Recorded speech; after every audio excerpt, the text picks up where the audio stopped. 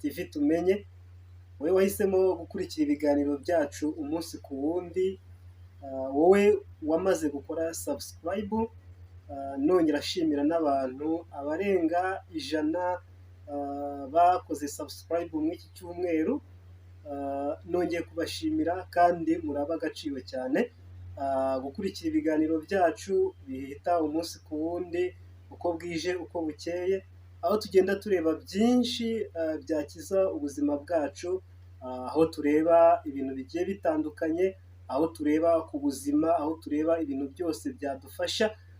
Ngira ngo nk'uko ubibona, tugenda tureba ibintu byinshi bigiye bitandukanye, aho tureba ku buzima, aho tureba physical wellness, ngira ngo urabibona, aho tureba physical wellness, tukareba mbese umubiri umeze gute, tukareba health wife, aho tureba ku bintu byinshi bigiye bitandukanye, kuri product zabasha gukiza ubuzima bwacu, ndetse tutibagiye no kureba kuri financial, aho tuba dufite business, tukareba wealth, aho tubasha kubona imirimo igiye itandukanye, tukareba ku cyo twita nanone mental wellness, cyangwa se ibitekerezo byacu bimeze gute, aho tugenda turwanya indwara zigiye zitandukanye. Nkunda kubivuga nk'uko ubibona muri screen, nkunda kubivuga cyane, nkubwira nti icya mbere cyane buriya ntabwo icyo wakagombye gukora cyane buriya mu buzima, ukwiye kwiga uburyo watekereza, ugashaka uburyo butandukanye bwo gushaka amafaranga, ugashaka uburyo inzira nyinshi zitandukanye, ndetse ukagenda wihingamo imico yo gushaka uburyo wabona amafaranga. Ni nayo mpamvu hano twateguye ingingo 8 zo kugufasha, donc zigufasha mu buzima busanzwe, ukaba wabasha kuba wabona amafaranga mu buryo butandukanye. Ngira ngo ubushize nicyo kintu twakirebyemo mu biganiro byo hejuru muri topic yabanje, aho twabonye ko ugomba gusoma ibitabo, ukiyungura ubwenge, ukiyungura ubumenyi, ugomba gukora research, ugakora ubushakashatsi, ugakora pratique. Ibyo byose, ubwo bumenyi nibwo buguha production, cyangwa se buguha umusaruro, ndetse bugahindukira bukaguha umusaruro in terms of money igihe wapuritse bwa bumenyi bwawe. Uno munsi rero ndagira ngo wowe uri hano kora subscribe, ibiganiro byacu uzajya uhora ubikurikira umunsi ku wundi, ndetse uko bwije uko bukeye. Nta handi rero uzasanga ibiganiro byagufasha, nta handi uzasanga product zabasha kukuvura mu burwayi bugiye butandukanye, nta handi uzasanga topic cyangwa se content za buri munsi zizajya zigenda zihindura ubuzima bwawe, uretse hano kuri Tumenye TV. Ndagira nkubwire, ukeneye ko ibintu byawe bimenyekana, uramutse uri umucuruzi cyangwa se ukora business, twagufasha kugira ngo ibintu byawe bigende bimenyekana, kuko ino ni TV ikurikirwa n'abantu batandukanye kandi ingeri zose ku isi yose. Ngira ngo wamaze kubibona, isi iyo yikaragira ahantu hose, twese tubasha kugera ahantu hose mu buryo bwa online. So ufite business yawe, twayikwamamariza maze bikagera kure. Rero kanda subscribe, ukande kukazogera, ndetse ukore na share, kugira ngo ibiganiro byacu bibashe kugera kuri abantu benshi bagiye batandukanye. So tuguhaye ikaze rero, umaze gukora subscribe, wowe uhisemo kubana natwe umunsi ku wundi, uko bwije uko bukeye. Amazina ni Meta and Coach Jerome, niwe muba muri kumwe uko bwije uko bukeye. Yes, mbifuriza ibyiza, mbifuriza guhaha mukaronka, mbifuriza umugisha ndetse n'amahoro. Ibyo byose Uwiteka ajya bibaha, kandi uko bwije uko bukeye. So hari icyo nakuzaniye muri korobeye mu gatebo mfite, nakuzaniye impano ikomeye. Sinzi niba nayita impano, ariko uno munsi reka nyita impano, kuko ni ikintu gikomeye cyane cyane muri ibi bihe by'ubukonje. Nkuzaniye umuti noneho. Kenshi twagiye tubabwira ku miti igurwa, twababwiye kuri ku muti wa Chlorfighting, yes, nk'umuti uvura diyabete. Twongera kubabwira ku muti wa Dabostimusere, iyo ni imiti ivura donc umuti wa Chlorfighting uvura sinezite, yes, nk'uko wagiye ubibona. Na n'uno munsi turashaka kugira ngo tugaruke nanone ku miti yacu ya gakondo, ibyo tubasha kubona mu buzima bwacu bwa buri munsi, tugira ngo tubashe guhashya iyi ndwara ya sinezite. Ngira ngo iki cyumweru twibanze ku buryo twabasha gukira ino ndwara, ku buryo twabasha kuyihashya, ndetse twibanda no ku miti uturuka mu Buhinde.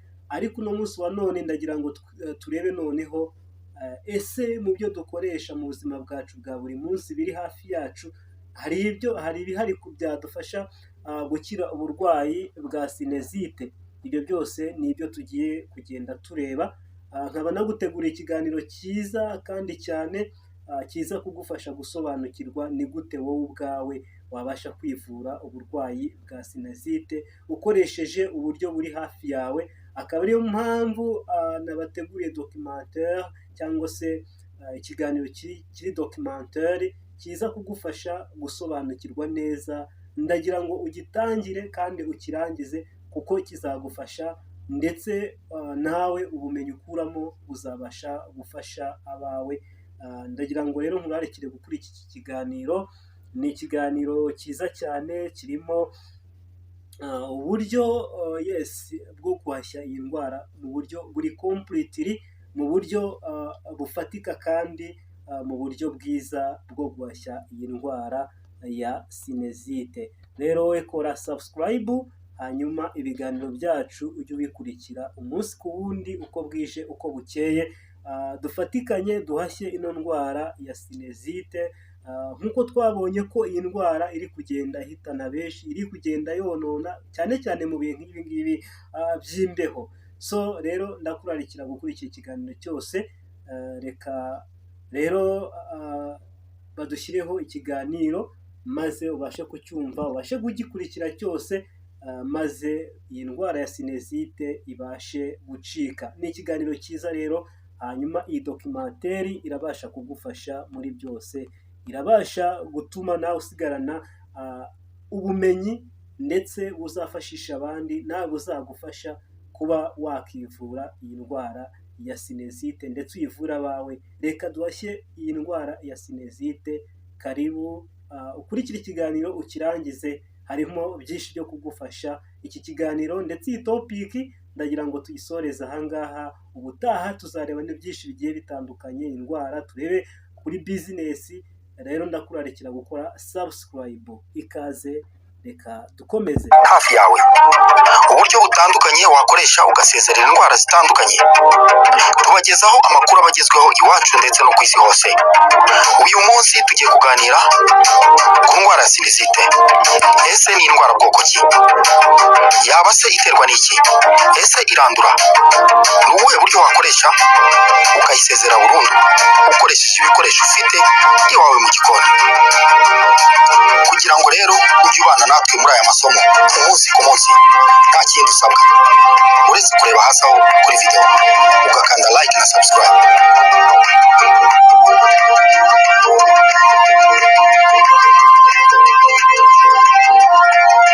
Sinezite ni indwara ikura izina ryayo kuri sinisi.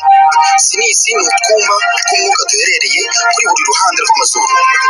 Utu twumba cyangwa se sinisi zihura n'ibibazo bitandukanye bya allergy, ubukonje cyangwa se infection zitandukanye ziterwa n'udukoko twa bacteria. Bityo utwo twumba tukaba twakwifunga cyangwa se tukagira ama infection. Ibi bishobora guteza ibimenyetso bitandukanye nko kubabara umutwe ndetse no kugira ibibazo byo guhumeka nabi. Ubwo burwayi rero nibwo bita sinezite. Iyo infection ya sinisi igeze ku rwego rwo hejuru, ishobora no guteza ikibazo cya brain fever cyangwa se inflammation ku bice by'ubwonko, bikaba byakurura indwara nka meningite n'ibindi bibazo. Hari ubwoko bune bwa sinusite ukwiye kwitondera. Urwego rwa mbere, acute sinus, iyi igeza ku byumweru 4 cyangwa se munsi. Urwego rwa kabiri, subacute, igeza ku byumweru 4 kugeza ku 8. Urwego rwa gatatu, uburwayi bwa sinusite buri chronique, ni ukuvuga infection cyangwa se uburwayi bumaze ibyumweru 8 no hejuru yabyo. Ubu burwayi bwabaye chronique babwire ko bugenda bugaruka gutyo gutyo. Umurwayi rero akaba muri kino gihe aba akeneye ubufasha. Amakuru meza rero ukwiye kumenya ni uko hari umuti karemano ushobora gukoresha ugahangana n'ibibazo bya sinusite. Reka nkubwire ko hari ubwoko bw'ibiryo ugomba kwirinda kugira ngo uhangane na risike zitandukanye za sinusite. Aha navugamo ibiryo bikaranze, ibikungahaye mu masukari, umuceri, inyama, ndetse no kwirinda gukoresha ibirungo byinshi mu byo kurya byawe. Ibitandukanye n'ibyo rero, ugomba kurya ku buryo buhoraho ibiryo bikungahaye mu mavitamine, vitamine A, kuko ibi bizagufasha kubaka ubudahangarwa bukomeye mu guhangana na infection cyangwa se uburwayi bwa sinus. Dr. Ashutosh Gota, uyu akomoka mu gihugu cy'Ubuhinde, yagaragaje ingamba n'inama ku mirire, avuga ko ugomba kwirinda produits zituruka ku mata. Aha twavugamo fromage, yogurt cyangwa se yawurute ndetse na ice cream. Akomeza avuga ko ugomba kwirinda chocolate, amasukari, imisemburo ya yeast mu byo kurya, kuko byagaragaye ko ibi byongera ikorwa rya mucus cyangwa se substances zinyerera twakwita ibimyira muri twa twumba twa sinus. Ibi rero bikaba byafasha mu kongera ubukana bw'uburwayi. Ikindi kandi ugomba no kwirinda ibyo kunywa bikonje. Aha nabakusanyije rero uburyo butandukanye mwakoresha mu gahangana ndetse mugasezerera buno burwayi mukoresheje ibikoresho biboneka iwanyu mu gikoni.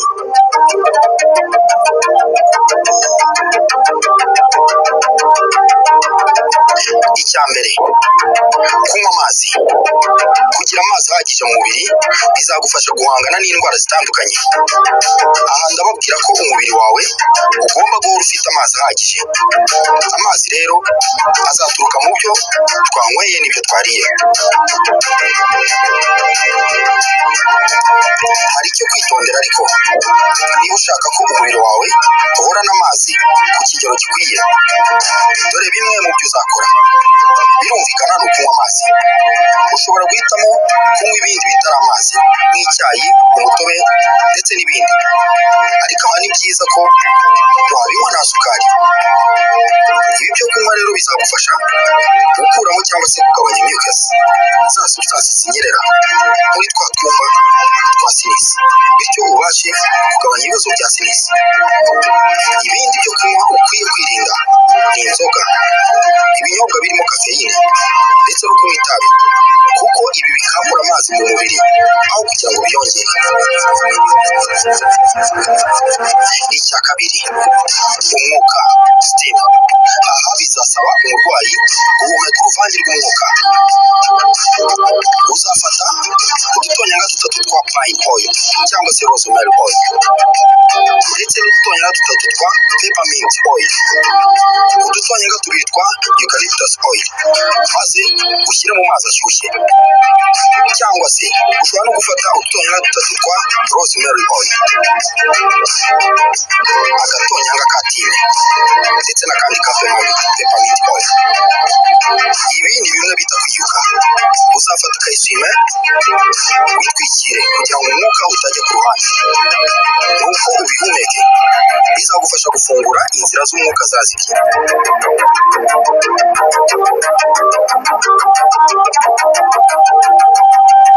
Icya gatatu, uzakoresha turmeric powder ndetse na tangawizi. Turmeric powder, iki ni ikirungo gihumura cyiganje hanini mu gihugu cy'Ubuhinde. kikaba rero kiri anti-inflammatoire ndetse kikaba gikungahaye mu antioxidant. Iyo rero uvanze kano gafu ka turmeric ndetse na tangawizi ukabikoresha mu cyayi, ibi bifasha gufungura imyanya y'ubuhumekero, ahanini bigabanya bya bimyira biba bigenda byibika muri twa twumba twa sinisi. Udakoze ibi rero ushobora no kwifashisha agatobe cyangwa se ji ya tangawizi ukavanga n'akayiko kamwe k'ubuki, ukabifata inshuro ebyiri kugeza ku nshuro 3 ku munsi.